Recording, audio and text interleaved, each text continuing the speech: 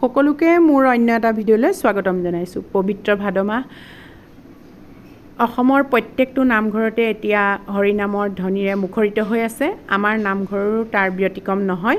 প্ৰত্যেক বছৰৰ দৰে এই বছৰৰ ভাদ মাহত প্ৰত্যেক দিনাই আমাৰ নাম প্ৰসংগ হৈছে।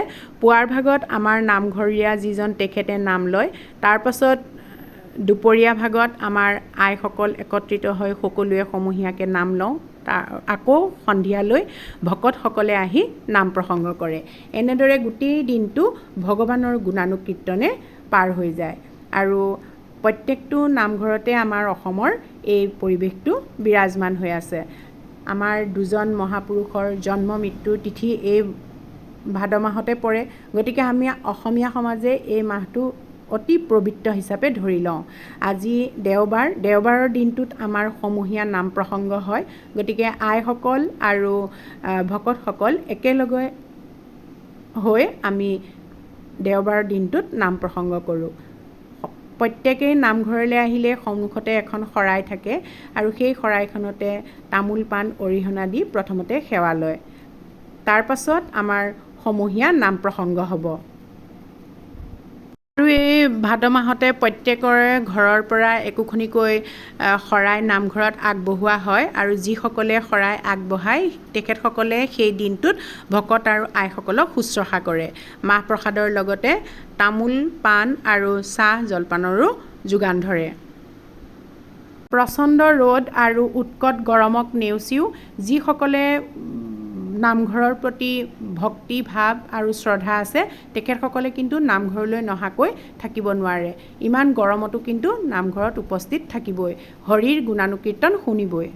আমাৰ নামঘৰৰ ভাদ মাহৰ পৰিৱেশটো অকণমান দেখুৱালোঁ। আগতে অৱশ্যে মই আমাৰ নামঘৰৰ কেইবাটাও ভিডিঅ' আপোনালোকলৈ আগবঢ়াইছিলোঁ আৰু নামঘৰলৈ অহাৰ আগতে মই এটা টিফিন সাজু কৰি থৈ আহিব লগা হৈছিলে। এই টিফিনটোত কি কি আছে চাওকচোন। আজি আমি এই বছৰৰ প্ৰথম খুতৰা শাক খাম।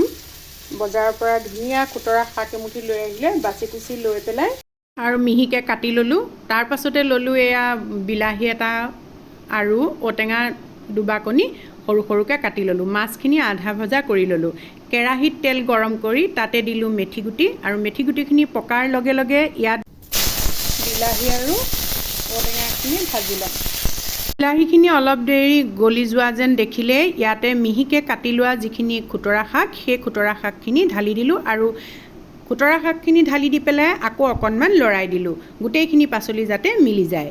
এইখিনি অলপ দেৰি কমি যোৱা যেন দেখিলে ইয়াতে জোখমতে নিমখ আৰু হালধি দি দিলোঁ। জোখমতে পানী দিলোঁ। এতিয়া এইখিনি ঢাকোন মাৰি থওঁ উতলিবলৈ। যিখিনি মাছ মই আঞ্জাত দিম সেই আঞ্জাত দিয়া মাছখিনি মই সদায় আধা ভজা কৰোঁ আৰু আধা ভজা মাছখিনি উতলি থকা আঞ্জাখনৰ ওপৰত এপিচ এপিচকৈ ঢালি দিলোঁ আৰু মাছখিনি দিয়াৰ পাছতে এখন ঢাকোন মাৰি ধুনীয়াকৈ উতলিবলৈ দিম আৰু গেছটো এই সময়ত মই বঢ়াই দিম। এইফালে মাছৰ আঞ্জাখিনি হোৱালৈকে মই আকৌ মাছৰ পিটিকা এটা প্ৰস্তুত কৰিলোঁ। তলপেটি মাছ কেইপিচ অলপ ভালকৈ ভাজি লৈছিলোঁ। সেই ভজা মাছ কিপিচৰ পৰা মই যিখিনি কাঁইট আছে সেই কাঁইটখিনি গুচাই লৈ পেলাই এয়া বাতি এটাত উলিয়াই ল'লোঁ। ইয়াত অৱশ্যে সৰু সৰু কাঁইট নাথাকে, ডাঙৰ কাঁইটে থাকে। গতিকে এই মাছৰ পিটিকাটো অৱশ্যে মই আগতে দিছোঁ, যিসকলে চাইছে গমেই পাইছে আৰু যিসকলে চোৱা নাই প্ৰস্তুত কৰি খাব পাৰে। ইয়াতে মই এটা ডাঙৰ আকাৰৰ পিঁয়াজ লৈছোঁ আৰু জোখমতে জলকীয়া লৈছোঁ। জ্বলাটো নিজৰ সোৱাদ অনুসৰি ল'ব। এইখিনিও দি দিলোঁ মাছখিনিৰ ওপৰত। তাৰ পাছতে ইয়াত ধনিয়া, নৰ্মেল যিটো ধনিয়া সেয়াও দিছোঁ আৰু মান ধনিয়াৰ পাত দুখিলাও দিছোঁ। এই মান ধনিয়া পাত দুখিলামান দি দিলে ইয়াৰ মাছৰ পিটিকাটো সোৱাদটো বেছি ভাল লাগে। এইখিনি খৰিচা এই বছৰৰ হয়, ইয়াৰ পৰা অকণমান খৰিচা মাছৰ পিটিকাখিনিত দি দিম। খৰিচাটো অপশ্যনেল হয়, যিসকলে খৰিচা খাই বেয়া পায় তেখেতসকলে খৰিচা নিদিব আৰু যিবিলাকে খাই ভাল পায় তেতিয়াহ'লে খৰিচা অকণমান ইয়াত যোগ কৰিব পাৰে।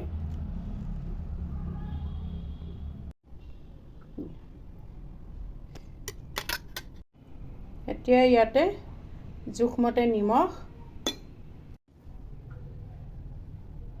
আৰু অকণমান কেঁচা মিঠাতেল।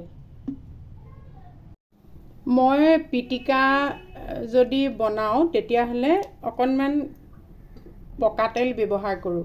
আগতে আমাৰ সৰিয়হ তেল ঘৰত পেৰিছিলে আৰু সেই পকা ভজা সৰিয়হৰ তেলৰ গোন্ধটো ইমান ভাল লাগে।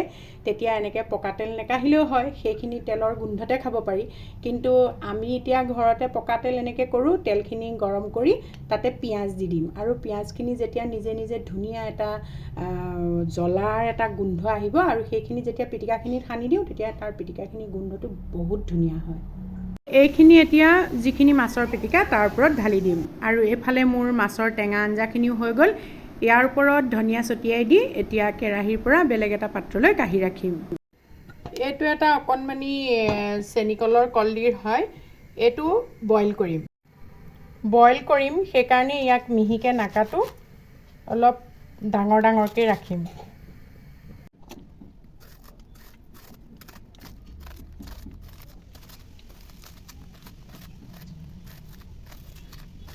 কলডিলখিনিৰ লগত আলু দুটাও কাটি ল'লোঁ। তাৰপাছত শুকানকৈ কেৰাহীখনত কলডিল, আলু আৰু জলকীয়া দুটা দি অলপ সময় ভাজি ল'লোঁ। অলপ কেৰাহীখনত লাগি লাগি থাকিলে ভাল লাগে, জ্বলাৰ গোন্ধ এটা আহে।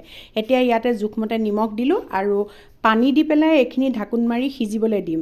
এইখিনি সিজোতে প্ৰায় 15 মিনিটমান সময় লাগে, কাৰণ কলডিলটো সিমান সোনকালে নিসিজে। সেইকাৰণে ইয়াক সিজিবৰ কাৰণে পানী অকণ দি 15 মিনিটমান ৰাখি এয়া হোৱাৰ আগে আগে ইয়াত দিলোঁ জালুক কেইটামান আৰু মান ধনিয়া পাত কেইখিলামান। এইভাগে কলডিল যদি কোনোবাই খোৱা নাই তেতিয়াহ'লে খাই চাবচোন, বহুত সোৱাদ হয়। এইফালে মিক্সিৰ সৰু বাতিটোত দাইল আৰু অকণমান ভাত দি দাইলটো বেছিকৈ দি এবাৰ পেষ্ট এটা বনাই দিছোঁ, যাতে অসুখীয়া বাইদেৱে এইখিনি ধুনীয়াকৈ খাই শেষ কৰিব পাৰে। এইটো এটা টিফিনৰ বাতিত ভৰাই ল'লোঁ। তাৰপাছত আৰু এটা বাতিত এয়া মই যিটো মাছৰ টেঙা আঞ্জা ৰান্ধিছিলোঁ, খুতৰা, বিলাহী আৰু ঔটেঙাৰে সৈতে, সেইখিনিও এটা বাতিত ভৰাই লৈছোঁ।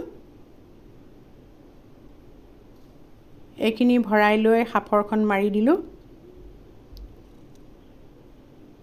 অন্য এটা টিফিনৰ বাতিত মই যিটো কলডিলৰ সিজোৱা ৰান্ধিছিলোঁ সেইখিনি ভৰাই লৈছোঁ।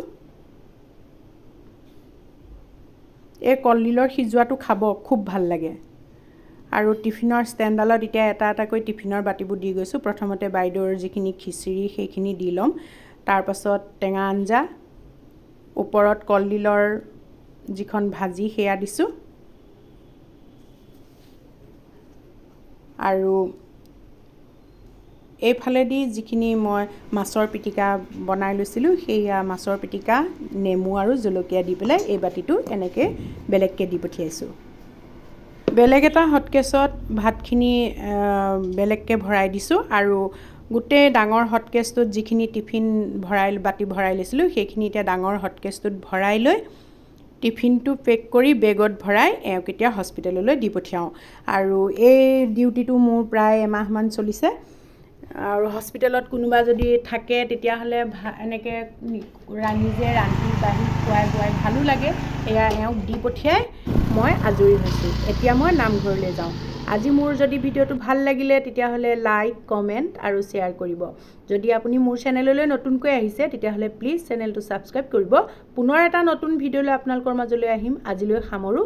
ভিডিঅ'টো চোৱাৰ বাবে সকলোকে ধন্যবাদ জনাইছোঁ আৰু যদি পাৰোঁ তেতিয়াহ'লে পুনৰ আপোনালোকক আকৌ টিফিনৰ ৰেচিপি এটা লৈ আহিম।